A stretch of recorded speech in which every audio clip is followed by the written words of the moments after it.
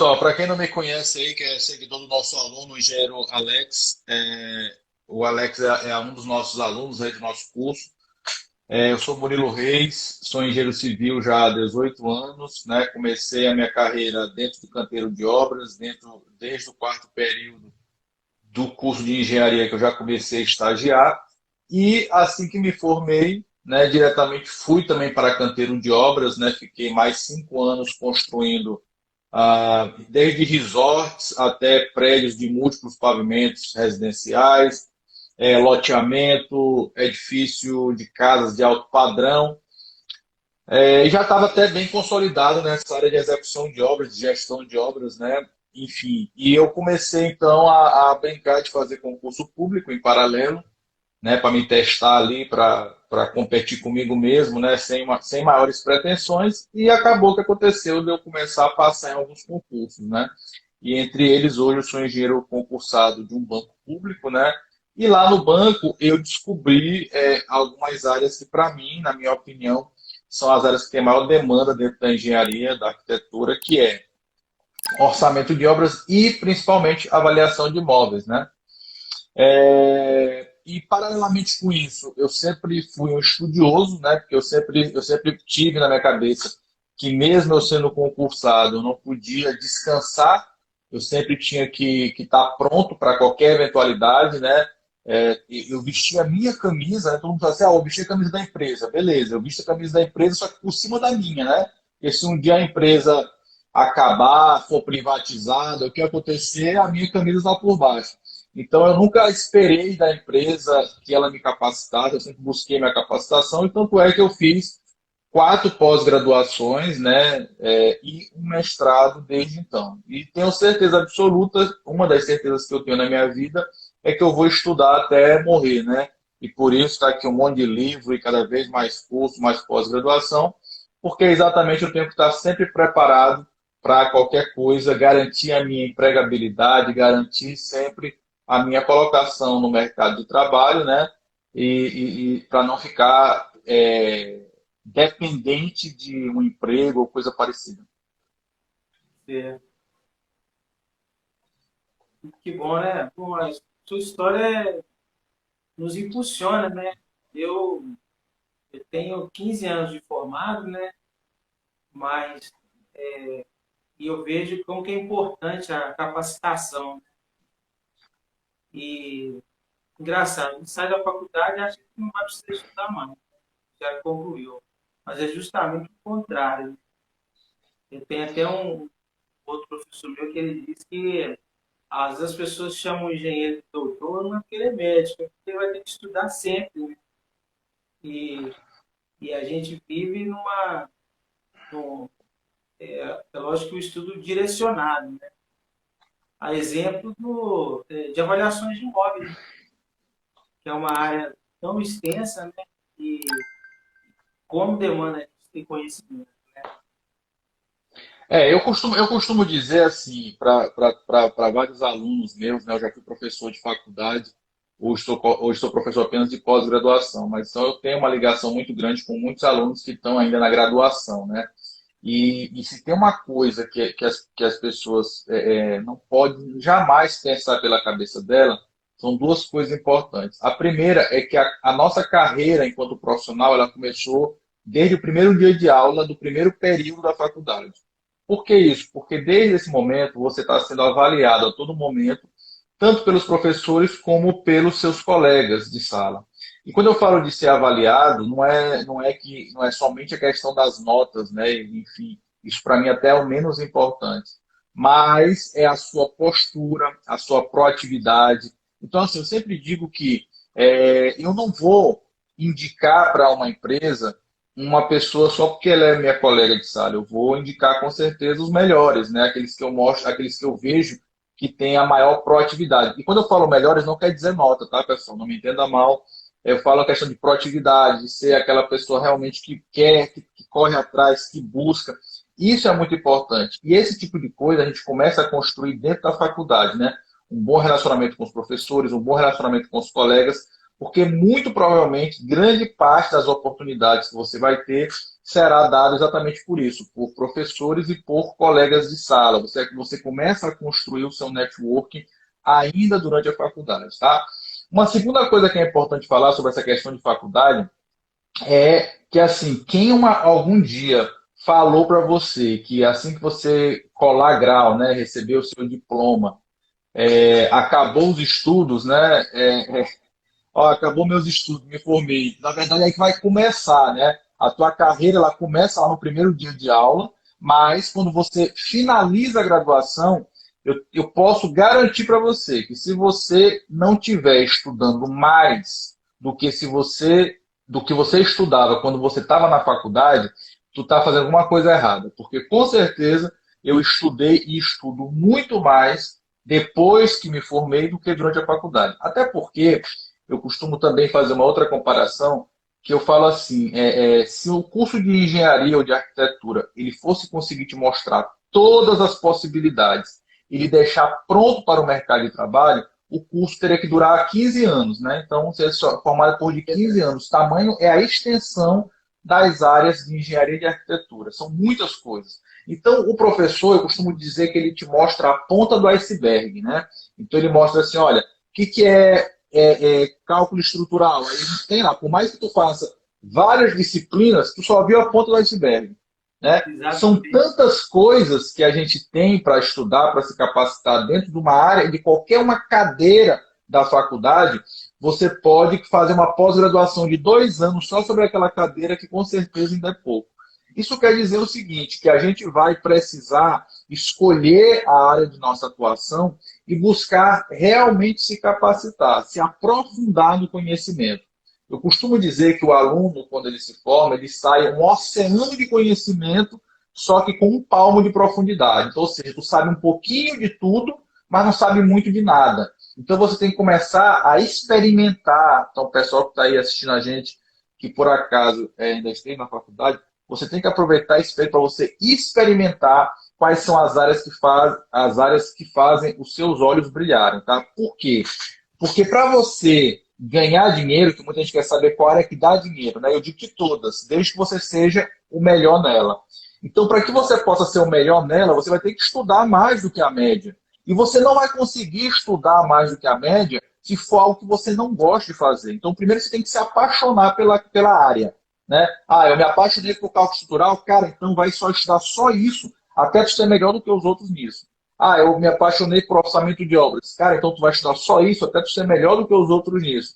Então escolha a área que você quer dominar e que você se apaixonou por ela, porque aí você vai ter prazer de estudar para que você possa se tornar melhor do que a maioria. E só sendo assim, você terá a chance nesse mercado de trabalho. Se não, vai ser aquele profissional que vai ficar reclamando no WhatsApp que o outro cobrou mais barato. Ah, poxa, o mercado aí, a pessoa cobrou mais barato e pegou o serviço. Eu não tenho esse tipo de problema e nem me incomodo com isso. Eu sei que tem cliente para todo preço. Então, se uma pessoa chegar e falar assim, olha, tá caro, eu vou fazer com outra pessoa, eu até indico, eu digo assim, olha, você quer outra pessoa? Eu lhe indico, não tem problema nenhum. Por quê? Porque eu quero, como meu cliente, aquelas pessoas que valorizam o meu trabalho. E, obviamente, que para essas pessoas eu vou dar o meu melhor. E como eu estudei muito, né, como falei para vocês, uma graduação, 4 pós-graduação, um mestrado, uma série de cursos, livros, etc. e tal, eu tenho que oferecer um serviço de excelência, porque eu estou fazendo valer o meu recurso, né?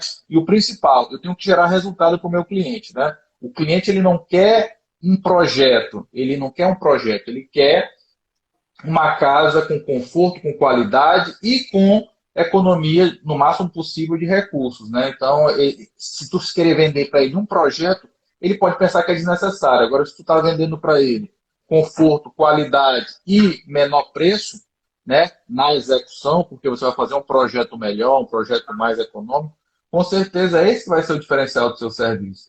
E só saudar aqui o grande Acácio Santos, que está aí, também entrou agora o Leonardo, também aí da Planner. Muito obrigado aí pela presença. Alex, contigo, já falei demais. Professor, não falou nada. Teríamos pauta aqui para várias horas.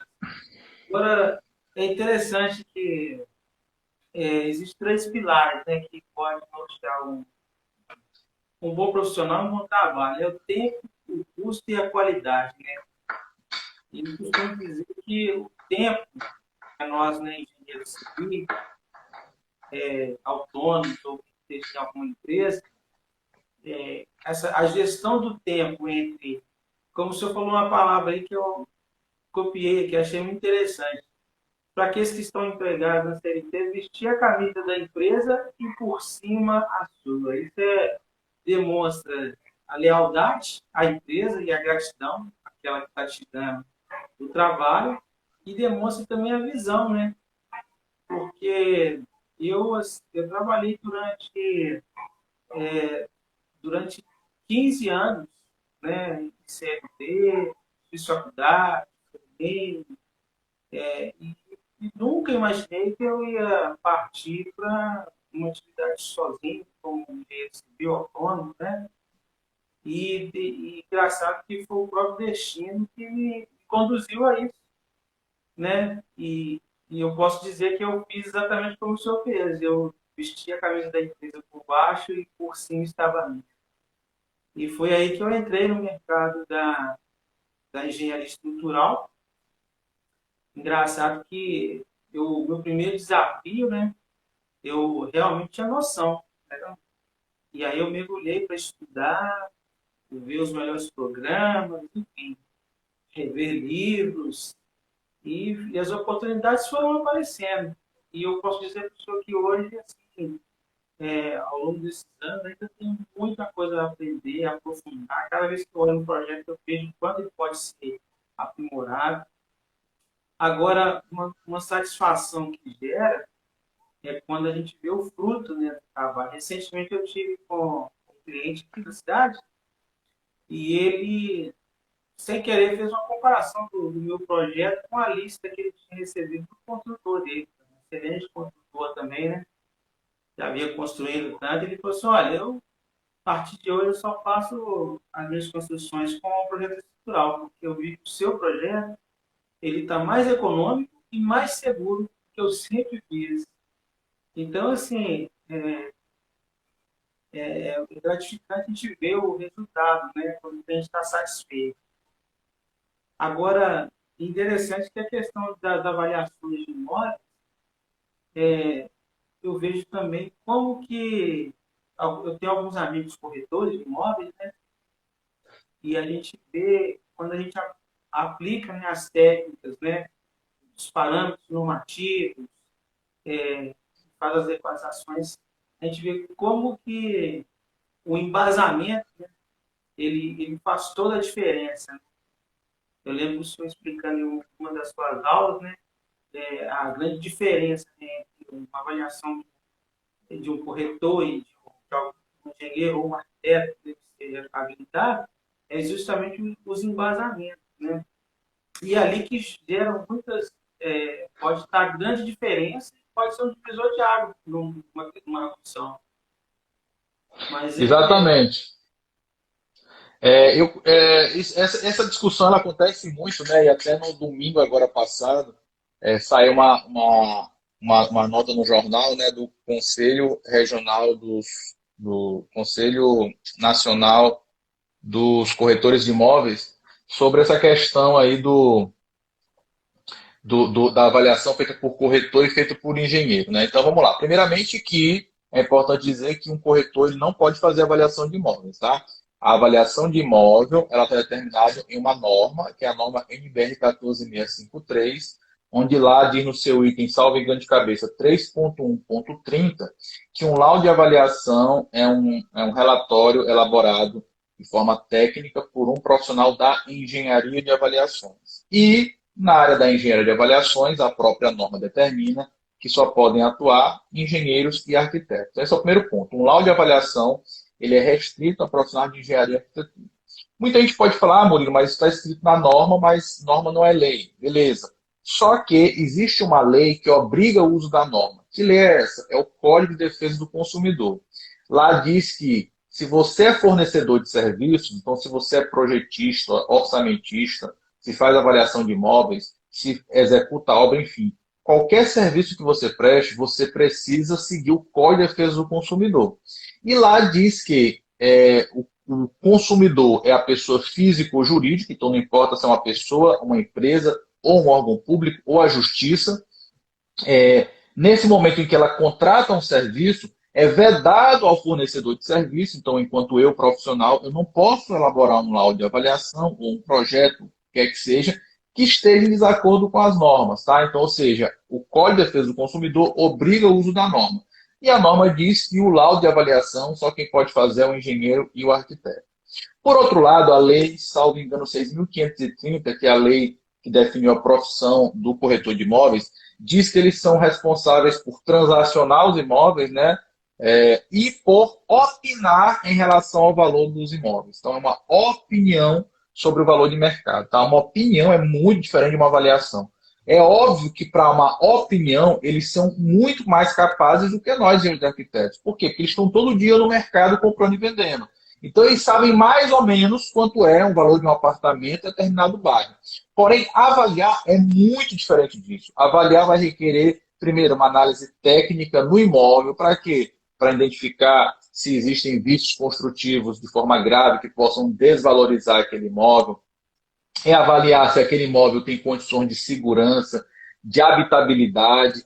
E essa visão técnica, só quem pode ter é o profissional de engenharia e arquitetura que estudou para isso. Além do mais, para que a gente possa fazer uma avaliação hoje conforme a norma, a gente vai precisar trabalhar com um cálculo avançado, tanto na área de custos de obras, né? Por exemplo, se eu for utilizar o método evolutivo e involutivo, mas principalmente para a maioria das avaliações, eu vou precisar usar a inferência estatística, né? Ou seja, é um cálculo estatístico avançado para que a gente possa determinar o valor dos imóveis. E até por isso, os bancos e vários outros órgãos públicos, né? Hoje, por exemplo, tem vários bancos com edital de credenciamento aberto. E lá eles também são taxativos.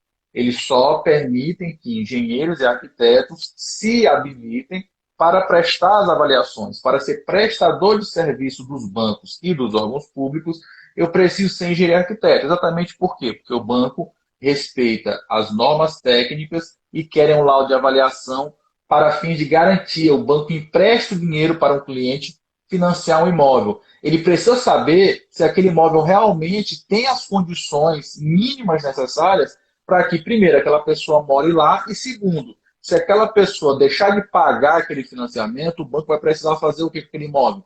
Leiloar. Então ele precisa saber se aquele imóvel realmente vale. E aí, nesse caso, não adianta uma opinião. Eu preciso de um laudo de avaliação que, de novo, de acordo com a norma, é restrito e exclusivo a engenheiros e arquitetos. Tá? O Conselho dos Corretores de Imóveis criou uma resolução interna. É importante lembrar que uma resolução é diferente de uma lei, é diferente de uma norma técnica. Tá? Uma resolução que permite a eles elaborarem um tal de PETAN, que é o Parecer Técnico de Avaliação Mercadológica, que, de novo, não se confunde e nem norma para ele tem. Tá? A norma NBR 14653, que trata da avaliação de bens, não fala sobre esse tipo de parecer. Então, é um item que nem na norma ele tem. Tá? Por isso, claro, ainda acontece na nossa vida profissional de encontrar corretores avaliando, acontece. Mas eu costumo dizer que isso, para nós, é uma oportunidade. Por que é uma oportunidade, Murilo? Porque eu posso, enquanto engenheiro ou arquiteto, contestar esse laudo. Então, imagina a seguinte situação. Tem uma briga judicial, um juiz, por exemplo, nomeou um perito corretor imobiliário. Eu posso ser contratado por uma das partes envolvidas naquela questão, né? É o chamado assistente técnico. Então, eu posso ser contratado para dar base e sustentação técnica para o meu cliente. E a primeira coisa que eu vou fazer é o seguinte, deixa eu ver aqui quem foi esse perito que fez essa avaliação. Pô, foi um corretor.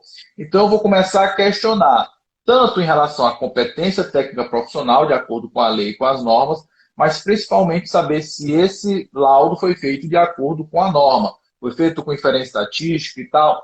E assim, a minha experiência de vários anos já atuando com avaliação de imóveis, são mais de 11 anos, é que, além de a lei e a norma não permitirem, muitas vezes esses laudos feitos por profissionais que não são engenheiros e arquitetos simplesmente se tira uma média lá de valores sem levar em consideração as características do bem. E por isso é muito fácil ser contestável, e hoje o Murilo, uma das minhas, dos serviços que eu mais faço é isso, é contestar laudos feitos por profissionais que não são engenheiros e arquitetos. Então, por isso que eu digo que é uma oportunidade. Eu juro que eu não fico chateado se eles fizerem, não, porque tem mais oportunidade para eu contestar.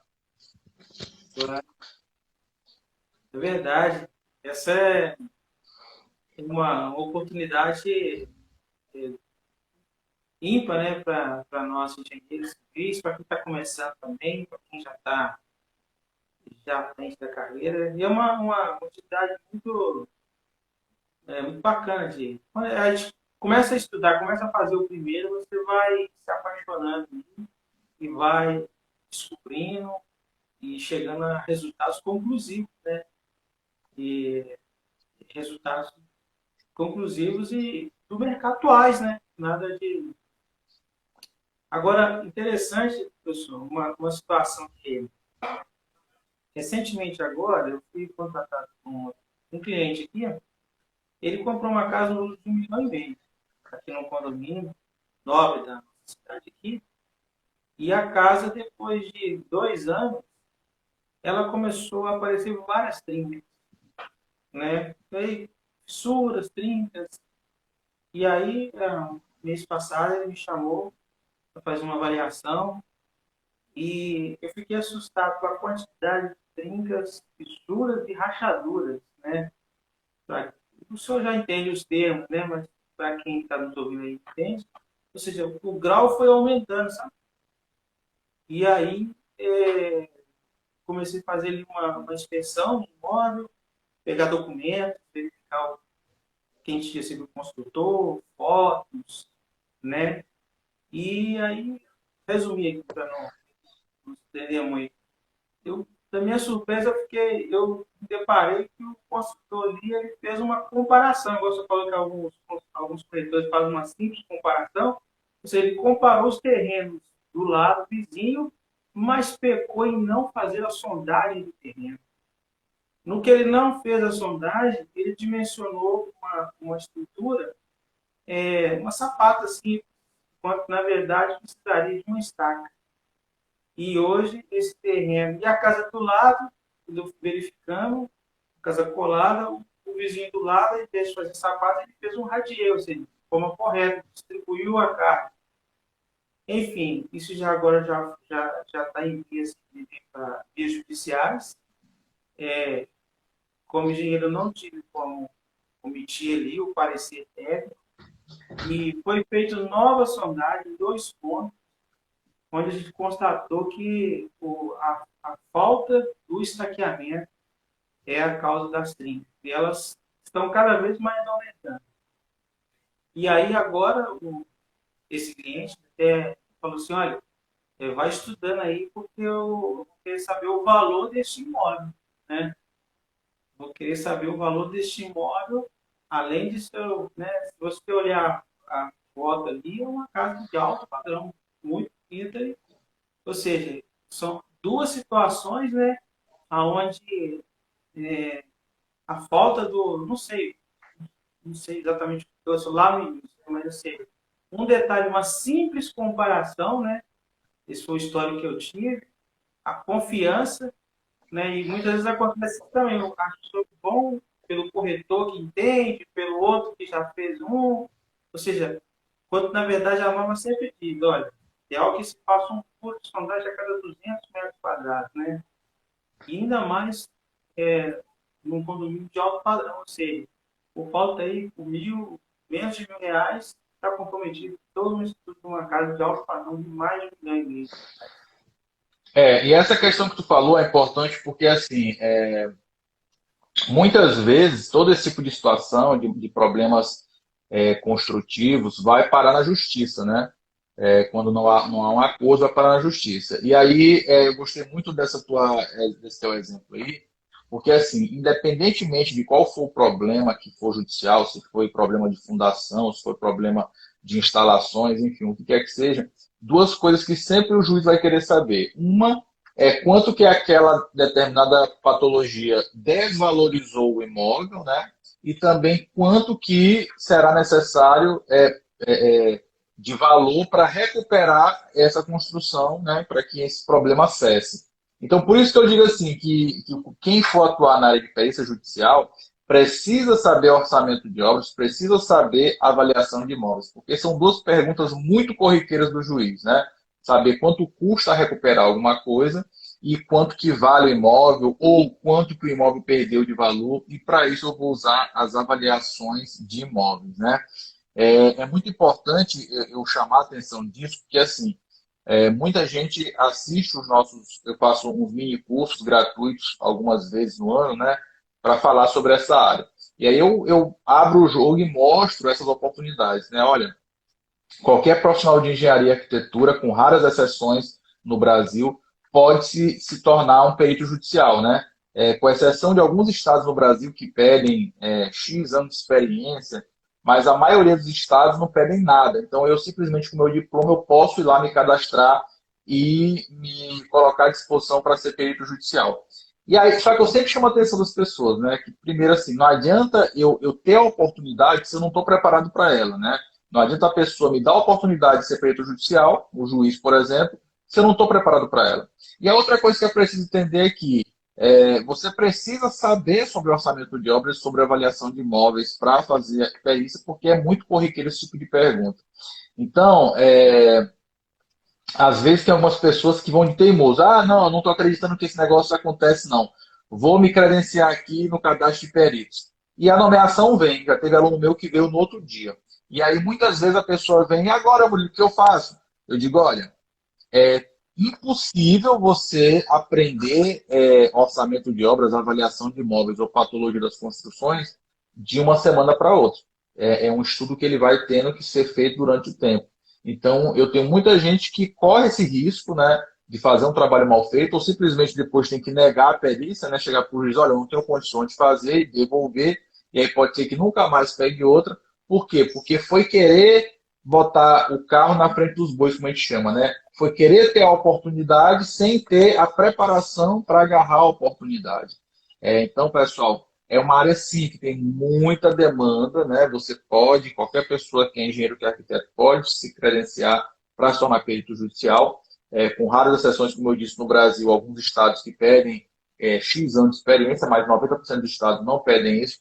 Mas você tem que estar ciente da responsabilidade. Primeiro, da responsabilidade do trabalho. Se você causar um prejuízo para uma pessoa por um laudo mal feito, você está sujeito, inclusive, a perder o seu CREA, perder o seu registro, né, como profissional. Você está sujeito a ter que pagar os prejuízos que causou essa pessoa.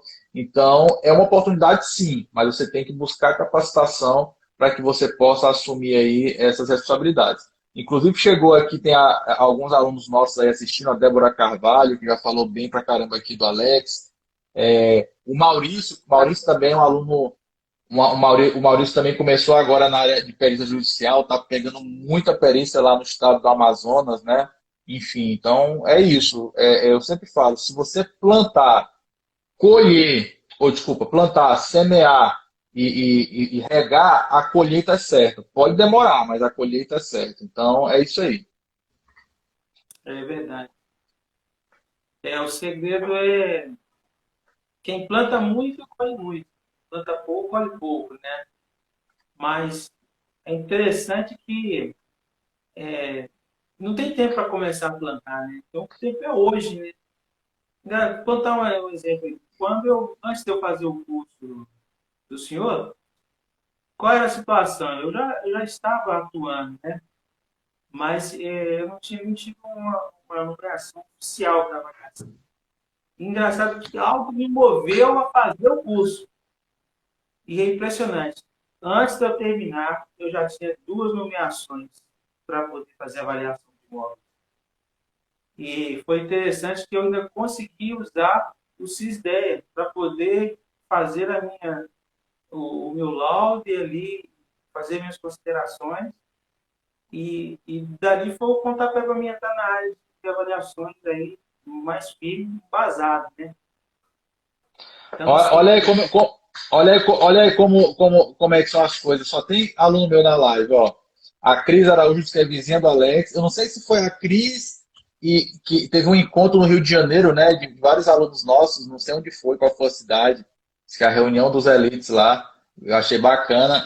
A Renata também está aí, que é do Rio Grande do Sul, e a Carolina, que é aluna de orçamento também, show de bola, muita gente aí na live assistindo a gente. Legal. A gente costuma ter um ditado aí que é como se fosse uma tribo, né? A gente vai se juntando, né? A mesma linguagem e, e os mesmos costumes. Isso é bom, agrega muito, né? A gente ouve assim, alguém transbordar na vida do outro, né? É ótimo, maravilhoso. A gente só tem a crescer. E, Exatamente. E eu vejo assim, né, em relação a isso, que tem várias pessoas aqui que são alunos nossos, já tem três do Rio, né, que falaram aqui, a Débora, a Cris e o Alex. Ó, a Cris foi disse que ela se encontrou com a Viviane em Rio das Ostras, isso aí.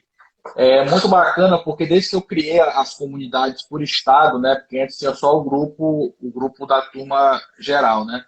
E aí numa live o pessoal teve a ideia, pô, por que que não faz um grupo regional? E aí eu fiz aí os grupos por estado, né? E cara, é muito bacana estar ali todo, eu vejo o tanto que as pessoas se ajudam, né? Nos atuais, né? Então, pessoas aí sempre que tem dúvida, eu estou vendo colocando lá e as pessoas ajudando.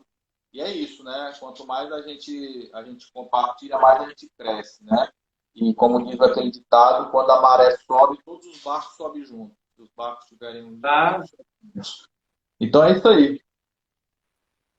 tá ótimo. Pessoal, obrigado aí por ter aceitado o convite aí. Me sinto muito honrado aí de estar batendo esse papo aqui ao vivo com o senhor. E obrigado a todos aí também que estão os colegas aí, né?